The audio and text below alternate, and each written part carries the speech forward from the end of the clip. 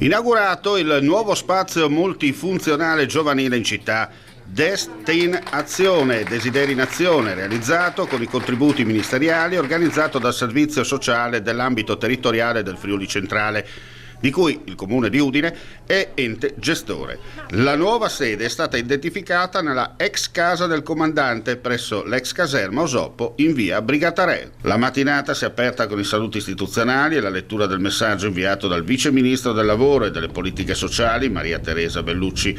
Sono intervenuti l'assessore regionale alla Salute, Politiche Sociali e Disabilità Riccardo Riccardi, il sindaco di Udine Alberto Felice Letoni e la presidente dell'Assemblea dei Sindaci del Servizio Sociale dei Comuni dell'ambito Friuli Centrale, Giulia Del Fabbro.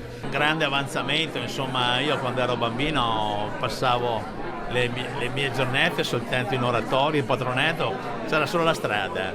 Sono passati tanti anni, per fortuna il Comune ha qualche spazio, che è uno spazio ovviamente che potrà essere usato anche dalla parrocchia, e quindi un'osmosi che mi auguro sia molto positiva tra le attività degli animatori, delle animatrici dell'ambito, ma anche della parrocchia, e quindi una bella sinergia, sono molto contento. Destinazione nasce come risposta concreta ai bisogni espressi direttamente dagli adolescenti del territorio. Non si tratta di un semplice servizio, ma di un progetto innovativo che mette i giovani al centro, riconoscendoli come cittadini attivi e protagonisti delle proprie scelte. La casa è stata completamente riqualificata e si configura come un hub aperto e flessibile destinato ad accogliere gratuitamente gli adolescenti ogni pomeriggio e a servire l'intero territorio dell'ambito Friuli Centrale, comprendente Udine e i comuni contermini.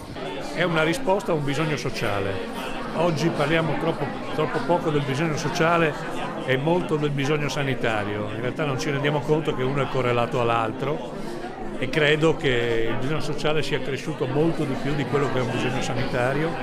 Vanno messi insieme per garantire che la catena non possa affrontare questi due temi che sono strettamente correlati in maniera divisa.